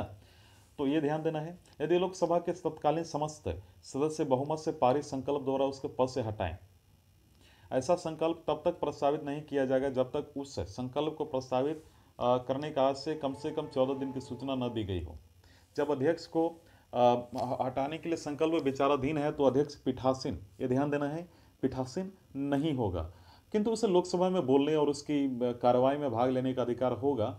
ऐसी स्थिति में उसे मत देने का भी अधिकार होगा, परंतु मतों के बराबर होने की दशा में मत देने का अधिकार नहीं होगा। लेकिन यहाँ ध्यान देने योग्य बात है जो बहुत इंपॉर्टेंट है कि लोकसभा जब डिसॉल्व होती है, तो अध्यक्ष अपना पद नहीं छोड़ता, वह नई लोकसभा के बैठक तक पद धारण करता है जब तक कि नया इलेक्टेड ना आ जाए। तो इनकी भूमिका और यानी हम बोल सकते हैं रोल, फंक्शन और वर्क क्या है। देखिए, अध्यक्ष जैसे बोल सकते हैं लोकसभा उसके प्रतिनिधियों का मुखिया होता है। वह सदस्य की शक्तियों और विशेषाधिकार का अभिभावक होता है। वह सदन का मुख्य और प्रवक्ता होता है। सभी संसदीय मसलों में उसका निर्णय अंतिम होता है। अतः वह लोकसभा का पीठासीन अधिकारी नहीं बल्कि उससे अधिक है। इस पद पर अध्यक्ष के पास असीम और महत्वपूर्ण जिम्मेदारियां होती हैं। वह सदन के अंदर सम्मान, उस प्रतिष्ठा और सर्वोच्च अधिकार का उपभोग करता है। लोकसभा का अध्यक्ष तीनों स्रोतों यानी भारत का संविधान, लोकसभा की प्रक्रिया तथा कार्य संचालन नियम तथा संसदीय परंपराओं से अपनी शक्ति या व कर्तव्यों को प्राप्त करता है। अध्यक्ष की शक्तियां व कर्तव्य कुछ इस प्रकार है जो अभी मैं डिस्कस करने जा रहा हूँ, जो मैं आपको बताऊंगा। पहला, भाई ये समझना है कि सदन की कार्यवाही और संचालन के लिए वह नियम विधि का निर्वहन करता है, या उसका प्राथमिक कर्तव्य है कि उसका निर्णय अंतिम होता है। सदन के भीतर वो भारत के संविधान, लोकसभा की प्रक्रिया तथा कार्य संचालन नियम और संसदीय पूर्वाधारणों का अंतिम जिसे बोल सकते हैं कि व्याख्याकार होता है। तो अध्यक्ष का कर्तव्य है कि कोरम के अभाव में सदन को स्थगित कर दे। सदन के बैठक के लिए जो हम बोल सकते हैं कि कोरम को फुलफिल करने के लिए सदन की संख्या का 10वां भाग होता है। तो सामान्य स्थिति में मत नहीं देता है ये, परंतु बराबरी की अगर मैं बात करूं तो बराबरी की स्थिति में मत दे सकता है। दूसरे शब्दों में किसी मुद्दे पर अगर अगले सदन समान रूप से विभाजित हो तो वह अपने मत को प्रयोग कर सकता है, ध्यान देने योग्य बात है। तो ऐसे मत को निर्णायक मत कहा जाता है, डिसिसिव वोटिंग जिसको बोलते हैं हम लोग। इसका तात्पर्य गतिविधि को समाप्त करना है। तो अध्यक्ष संसद के दोनों सदनों की संयुक्त बैठक की अध्यक्षता करता है। सदनों के बीच विधेयक पर गतिविधि समाप्त करने के लिए राष्ट्रपति संयुक्त बैठक बुलाता है, ज्वाइंट सीटिंग, और सदन के नेता के आग्रह पर वह गुप्त बैठक बुला सकता है ना, सीक्रेट जिसको मीटिंग बोलते हैं। जब गुप्त बैठक की जाती है तो किसी अनजान व्यक्ति को चैम्बर या गैलरी में जाने की इजाज़त नहीं होती है, अध्यक्ष द्वारा अनुमति दिए जाने को छोड़कर। अध्यक्ष तय करता है कि यानी बिल या मनी बिल है या नहीं, उसका निर्णय अंतिम होता है। तो राज्यसभा में सिफारिश या राष्ट्रपति की सहमति के लिए भेजा जाने वाला जो बिल है, अध्यक्ष द्वारा सर्टिफाइड या सत्यापित होता है कि वह मनी बिल है। 10वीं सूची के तहत दल बदल उपबंध के आधार पर, है ना, जो बोल सकते हैं लोकसभा पर अध्यक्ष लोकसभा के किसी सदस्य के डिस्क्वालिफिकेशन के प्रश्न पर निपटारा करता है। 1992 में उच्चतम न्यायालय ने कहा कि संबंध में अध्यक्ष का निर्णय को न्यायालय में चुनौती दी जा सकती है। वे भारतीय संसदीय समूह के पदेन सभापति के रूप में कार्य करते हैं, और जो भारतीय संसद और विश्व के विभिन्न संसदों के बीच की एक कड़ी है, वे देश में विधायी निकायों के पीठासीन अधिकारियों के सम्मेलन के पदेन सभापति के रूप में भी कार्य करते हैं। वह लोकसभा के सभी संसदीय समितियों के सभापति नियुक्त करता है और उनके कार्यों का पर्यवेक्षण करता है। वह स्वयं भी कार्य मंत्रण समिति, नियम समिति व सामान्य परियोजना समिति का अध्यक्ष होता है। स्वतंत्रता और निष्पक्षता की बात करूं तो चूंकि अध्यक्ष के पद में प्रतिष्ठा, मर्यादा और अधिकार निहित है, वह तथा स्वतंत्रता और निष्पक्षता इसकी अनिवार्य शर्तें हैं। इतना इंपॉर्टेंट नहीं है, आगे हम लोग बढ़ेंगे क्योंकि ये एग्जाम उतनी पूछी भी नहीं जाती है।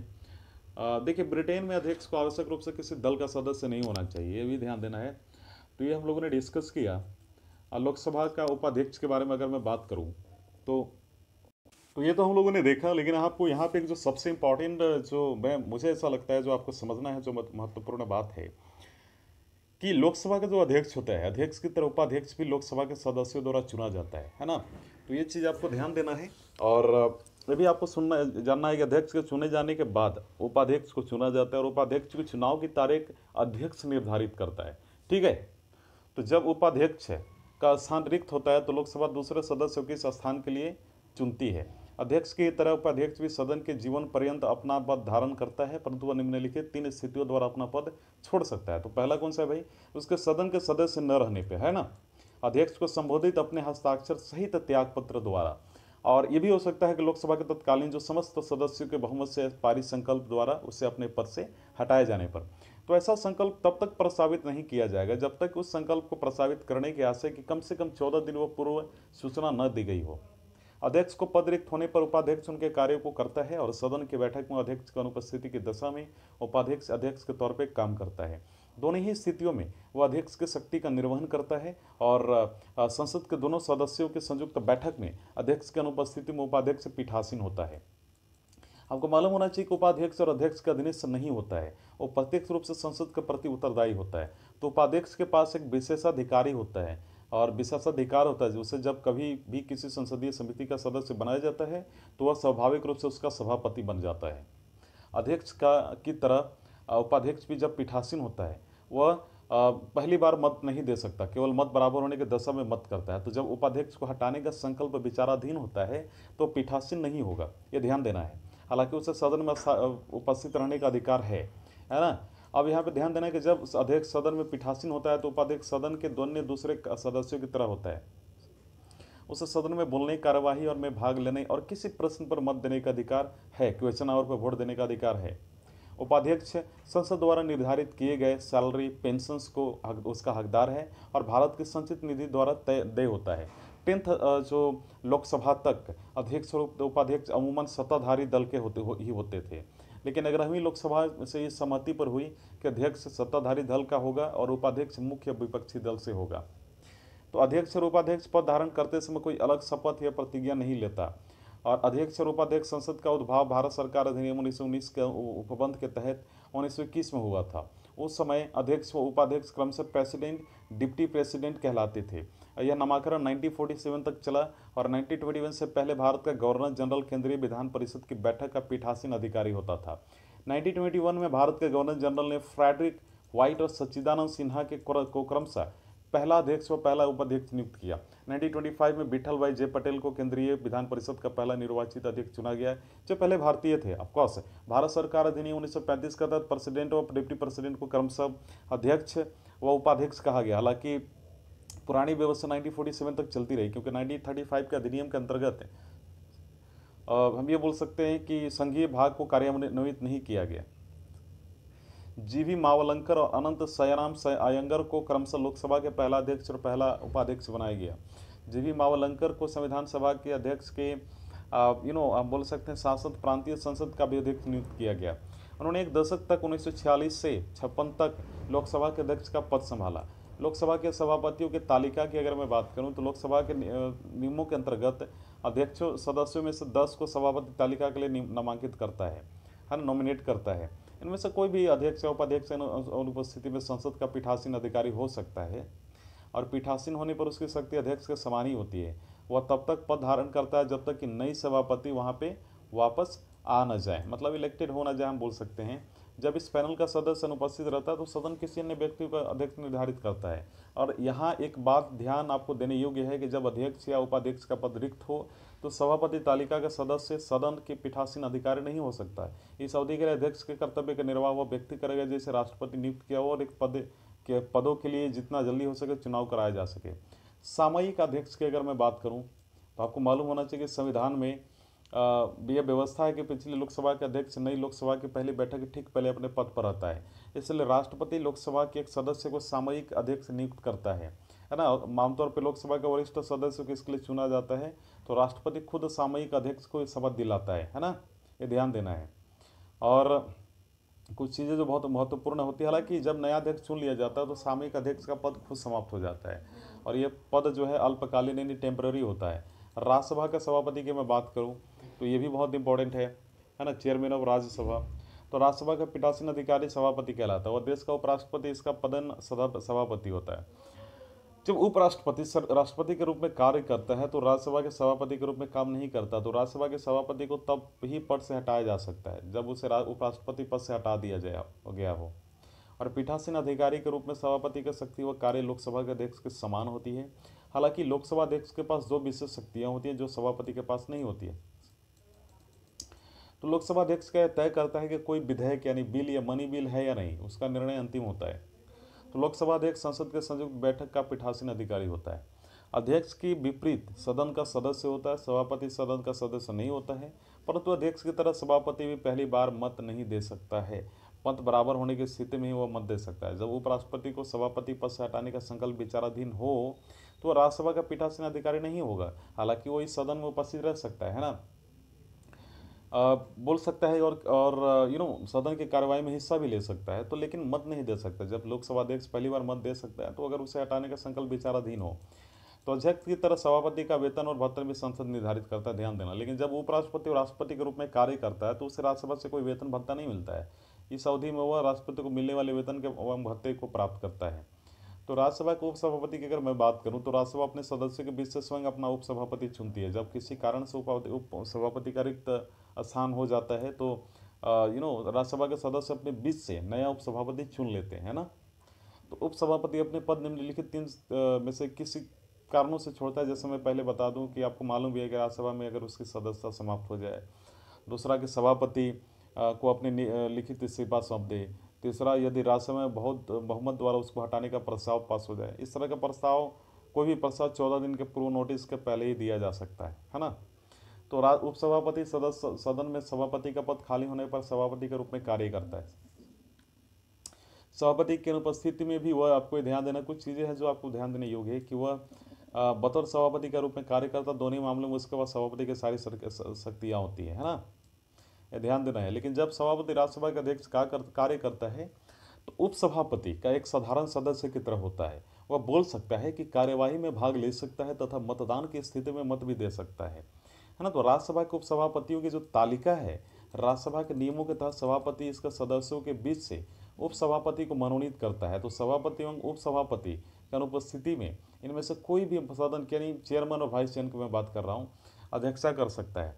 तो उस समय उसे सभापति के समान ही अधिकार और शक्तियाँ प्राप्त होती है। जब पैनल में से कोई वाइस चेयरमैन जिसे बोल सकते हैं भी उपस्थित न हो, तो दूसरा व्यक्ति उसे जिस सदन ने निर्धारित किया हो बतौर सभापति कार्य करता है।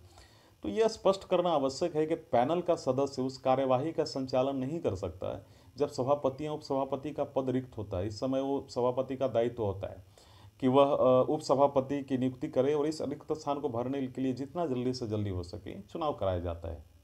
संसद का सचिवालय, संसद के दोनों सदनों का पृथक सचिवालय स्टाफ होता है। यद्यपि इनमें से कुछ पदों पर या फिर कोई बोल सकते हैं कुछ पद दोनों सदनों के लिए समान है, उनकी भर्ती और सेवा शर्तें संसद द्वारा निर्धारित की जाती है। दोनों सदनों के सचिवालय का मुखिया महासचिव होता है, वह अस्थायी अधिकारी होता है और उसकी नियुक्ति सदन के अधिकारी करता है।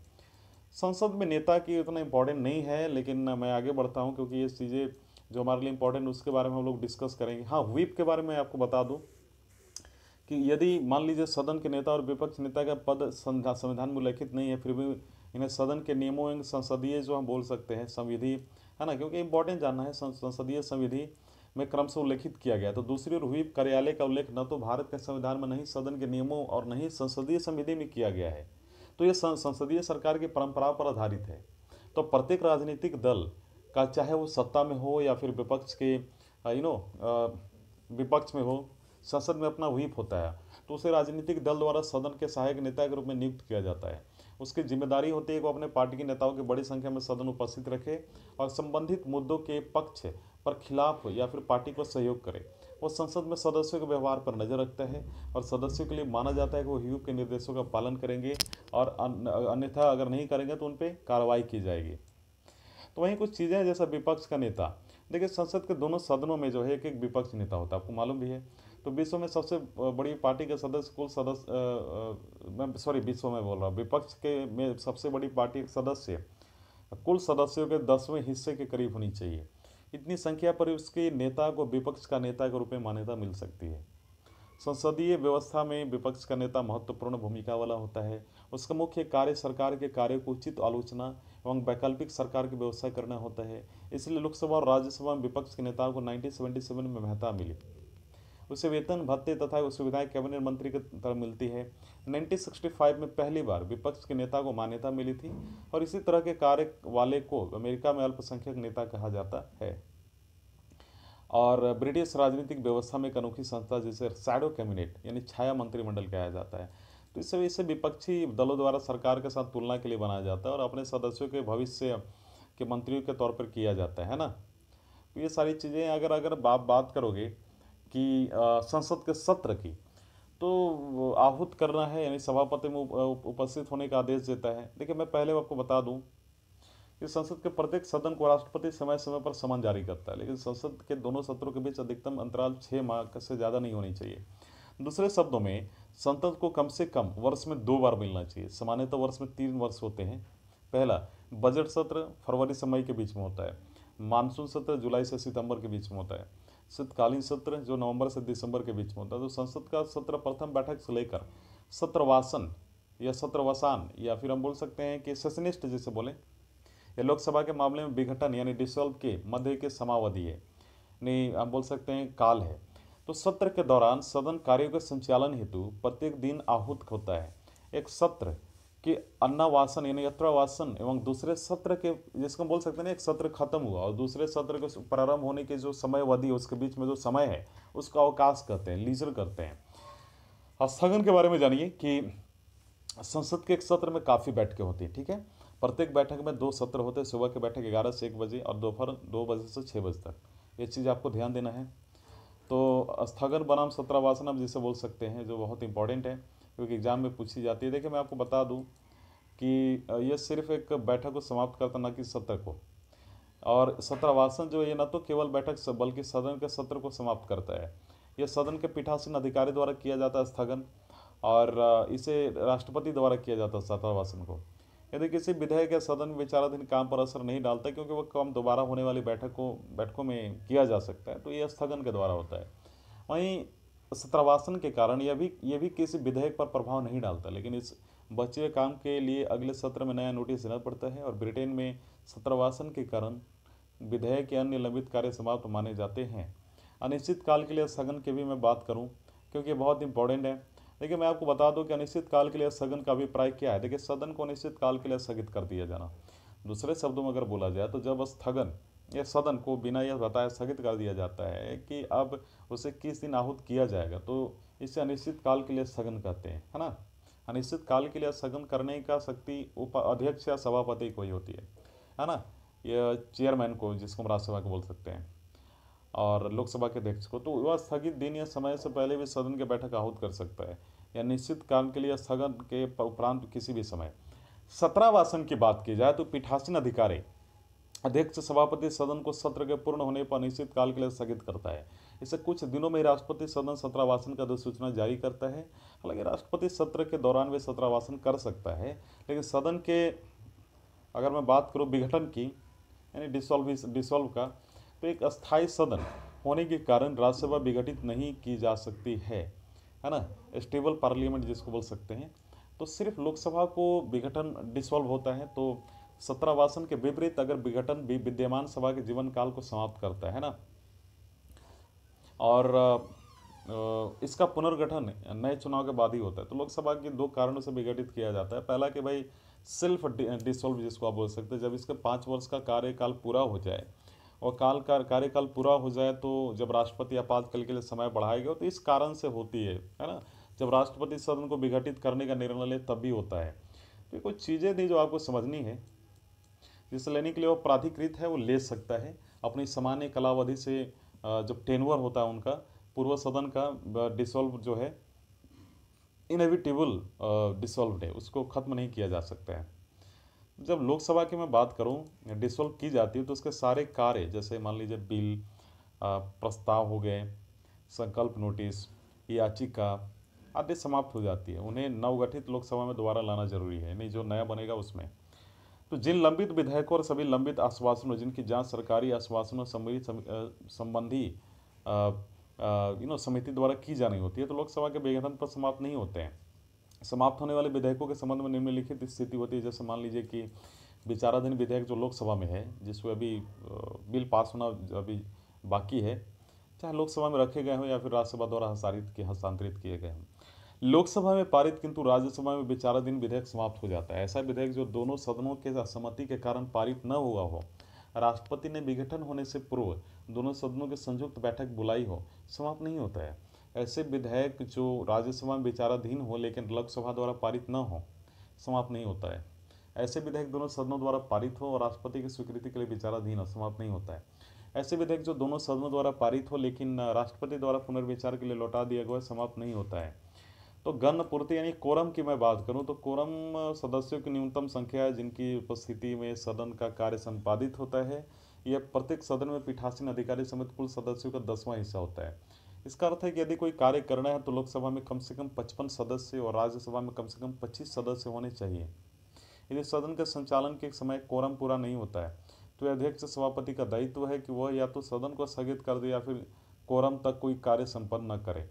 तो सदन में मतदान की अगर मैं बात करूं, वोटिंग इन पार्लियामेंट, तो इस बारे में क्या होगा कि तो आज का जो हमारा वीडियो आप देख रहे हो काफ़ी बड़ी हो रही है, पर कोई नहीं, यही सिर्फ चैप्टर में होगा। जो पार्लियामेंट वाली जो चैप्टर है ना, इसमें थोड़ी बड़ी होती है, थोड़ी एक्सप्लेन करनी पड़ती है क्योंकि बहुत सारी चीज़ें जो है आपको समझनी है, तो इस कारण से थोड़ा ज़्यादा लंबा हो जाता है। तो आप थोड़ा मैनेज कर लीजिएगा। बाकी आगे वाली वीडियो सारी लंबी नहीं होगी, छोटी ही होगी। तो हम लोग कहाँ थे? हम लोग थे कि भाई संसद में जो है लोकसभा में मतदान प्रक्रिया के संदर्भ में कुछ बिंदु हैं जैसे आपको समझना है कि चर्चा के अंत में लोकसभा अध्यक्ष प्रश्न पूछकर प्रस्ताव के बारे में सदस्यों की राय अभिमंत्रित करते। जो प्रस्ताव के पक्ष में हैं वो ए बोले और जो प्रस्ताव के विरोध में है वो नो बोले। ये चीज़ आप थोड़ा सा ध्यान दीजिएगा, है ना।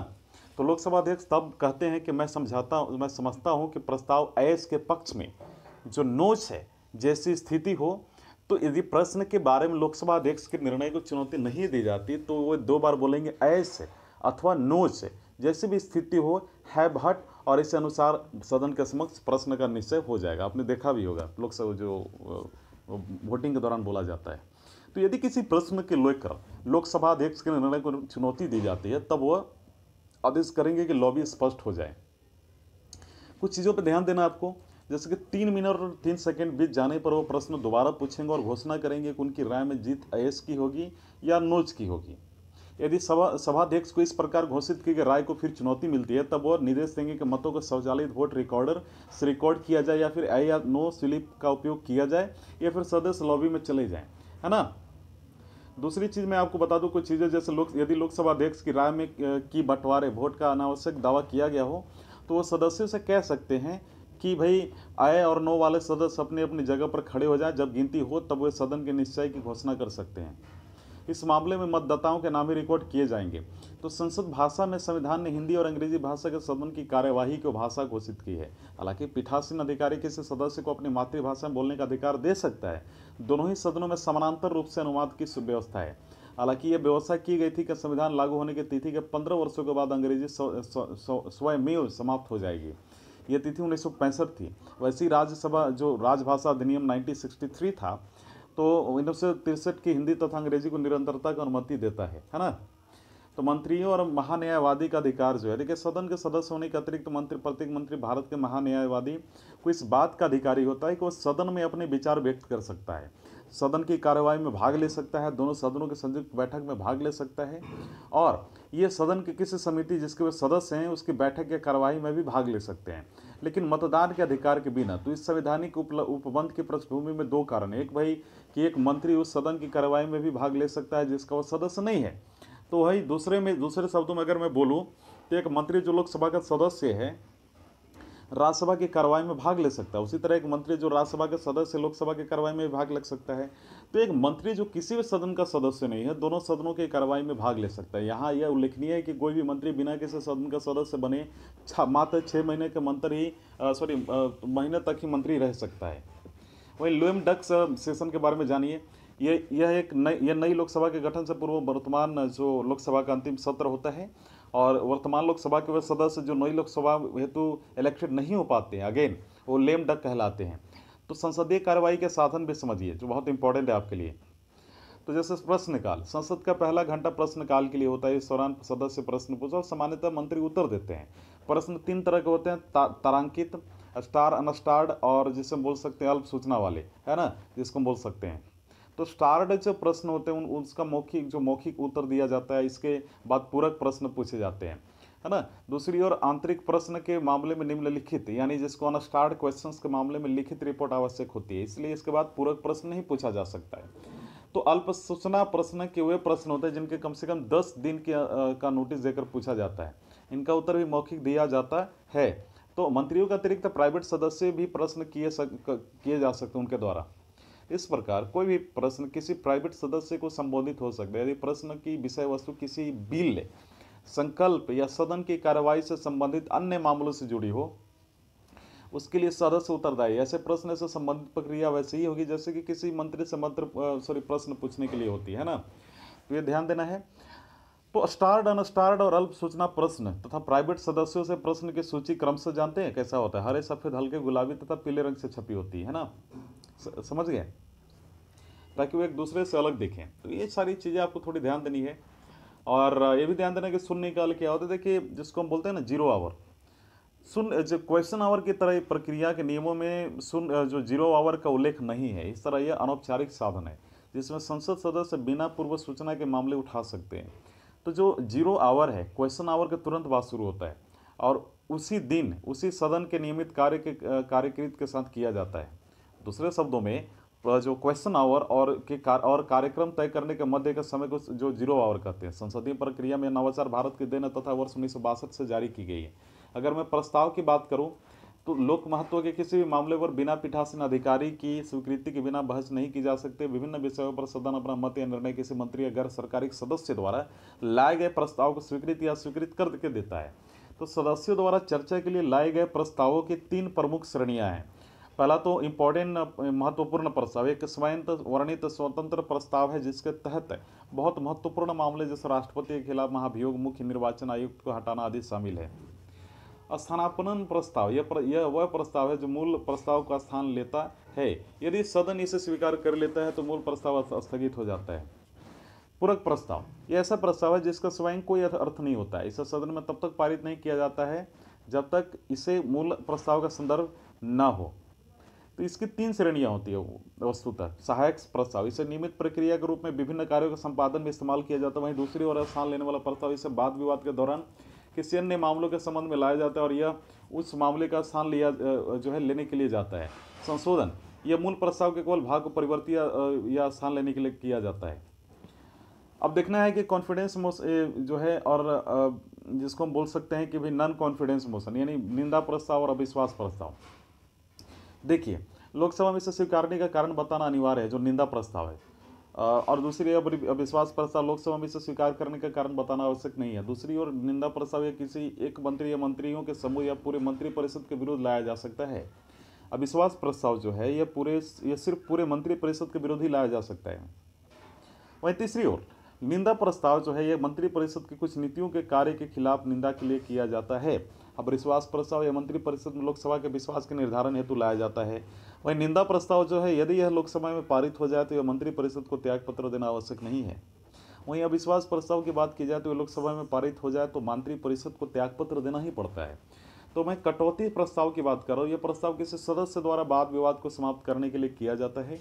यदि प्रस्ताव स्वीकृत हो जाए तो वाद विवाद को रोककर इसे मतदान के लिए रखा जाता है। सामान्यतः 4 प्रकार के कटौती प्रस्ताव होते हैं।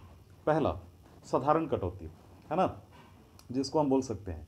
तो यह प्रस्ताव होता है जिसे किसी सदस्य को रखा जाता है, इस मामले को पर्याप्त चर्चा हो चुकी, अब इसे मतदान के लिए रखा जाए। घटकों, यानी घटकों की जिसको हम बोल सकते हैं कटौती, है ना। इस मामले में किसी प्रस्ताव का चर्चा पूर्व विधेयक या लंबे संकल्पों का एक समूह के लिए बना लिया जाता है। तो कॉन्फ्लिक्ट में इस भाग को पूर्ण के रूप से में चर्चा की जाती है और संपूर्ण भाग को मतदान के लिए रखा जाता है। कंगारू कटौती, इस प्रकार के प्रस्ताव में केवल महत्वपूर्ण खंडों पर ही बहस का मतदान होता है, वहीं और शेष खंडों का छोड़ दिया जाता है। यह चीज़ आप थोड़ा सा ध्यान देंगे, है ना।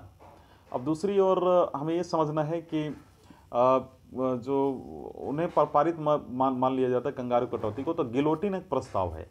जब किसी विधेयक या संकल्प के किसी भाग पर चर्चा नहीं हो पाती तो उस पर मतदान से पूर्व चर्चा करने के लिए इस प्रकार की जो है हम बोल सकते हैं कि प्रस्ताव रखा जाता है। तो विशेषाधिकार जो प्रस्ताव है यह किसी मंत्री द्वारा संसदीय विशेषाधिकारों के उल्लंघन से संबंधित है और यह किसी सदस्य द्वारा पेश किया जाता है जब सदस्य यह महसूस करता है कि सही तथ्यों को प्रकट नहीं कर या फिर जिसे हम बोल सकते हैं गलत सूचना देकर किसी मंत्री ने सदन या सदन के एक या अधिक, है ना, सदस्यों के विशेष अधिकार का उल्लंघन किया गया है, तो इसका उद्देश्य संबंधित मंत्री को निंदा करता है। ध्यानाकर्षण जो प्रस्ताव है यह भी वैसा ही है। तो देखिए, ये 1954 में अस्तित्व में आया। स्थान प्रस्ताव जो है ये किसी अविलंबनीय लोक महत्व के मामले में सदन पर चर्चा करने के लिए सदन की कार्रवाई को स्थगित करने का प्रस्ताव है। इसके लिए 50 सदस्यों का समर्थन आवश्यक है और यह प्रस्ताव लोकसभा एवं राज्यसभा के दोनों सदनों में पेश किया जाता है और सदन का कोई भी सदस्य इस प्रस्ताव को पेश कर सकता है। स्थगन प्रस्ताव चर्चा 2.5 घंटे से कम नहीं होती है, ये चीज़ ध्यान दीजिएगा। और कुछ मुद्दे हैं जैसे कि विश्वास प्रस्ताव, नॉन कॉन्फिडेंस मोशन। कॉन्स्टिट्यूशन के आर्टिकल 75 में कहा गया है कि जो मंत्री परिषद है, कैबिनेट, है ना, ये काउंसिल ऑफ मिनिस्टर लोकसभा के प्रति सामूहिक रूप से उत्तरदायी होंगे और इसका अभिप्राय है कि मंत्री परिषद तभी तक है जब तक वो सदन में बहुमत प्राप्त है उसको।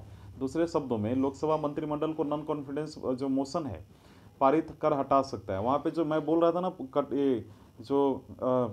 कटौती वगैरह, है ना, वो थोड़ा सा वो ध्यान दे लेना, वो मोशन है वो। अच्छा, एक चीज़ और, दूसरे शब्दों में लोकसभा मंत्रिमंडल को अविश्वास प्रस्ताव पारित कर हटा सकती है। प्रस्ताव के समर्थन में, यानी मोशन के समर्थन में 50 सदस्यों की सहमति अनिवार्य है, ये चीज़ ध्यान दीजिएगा। वहीं एक निंदा प्रस्ताव है ना, निंदा प्रस्ताव के बारे में भी हम लोग डिस्कस करेंगे। थैंक्स मोशन एक होता है।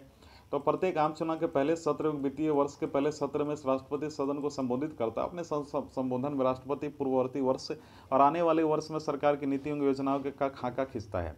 राष्ट्रपति संबोधन को ब्रिटेन के राजा का भाषण से लिया गया है। दोनों सदनों में इस पर चर्चा होती है, तो इसी को धन्यवाद प्रस्ताव भी कहा जाता है ना।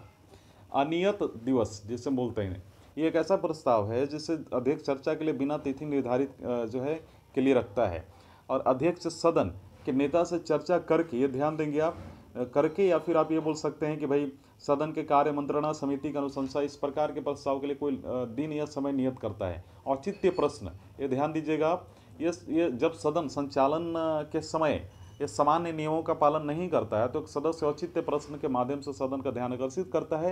यह सामान्यतः विपक्षी सदस्य द्वारा सरकार पर नियंत्रण के लिए उठाया जाता है। आधे घंटे की बहस यानी हाफ आवर जो हम बोलते हैं ना, डिबेट जिसको हम डिस्कस बोल सकते हैं, यह पर्याप्त लोक महत्व के मामलों आदि पर चर्चा के लिए अध्यक्ष ऐसी बहस के लिए सप्ताह में 3 दिन निर्धारित कर सकता है। इसके लिए सदन में कोई औपचारिक प्रस्ताव या मतदान नहीं होता है। अल्पकालिक चर्चा, ऐसा 2 घंटे का चर्चा भी कहते हैं क्योंकि इस तरह की चर्चा के लिए 2 घंटे से अधिक का समय नहीं लगता है। संसद सदस्य किसी जरूरी सार्वजनिक महत्व के मामले को बहस के लिए रख सकते हैं। अध्यक्ष एक सप्ताह में इस पर बहस के लिए 3 दिन उपलब्धि करा सकता है। विशेष उल्लेख, ऐसा मामला जो उचित प्रश्न नहीं है उसे प्रश्नकाल के दौरान नहीं उठाया जाता है। आधे घंटे की बहस जिसमें कई सारे मामले शामिल हैं, इसे विशेष उल्लेख के तहत राज्यसभा में उठाया जाता है। यह लोकसभा के नियम 377 के अधीन नोटिस कहा जाता है।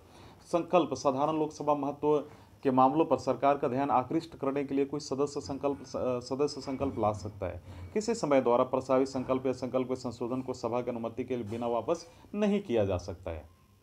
सरकारी विधेयक और गैर सरकारी विधेयक के बारे में हम लोग बात करेंगे, यानी गवर्नमेंट बिल और जो प्राइवेट बिल है उसके बारे में।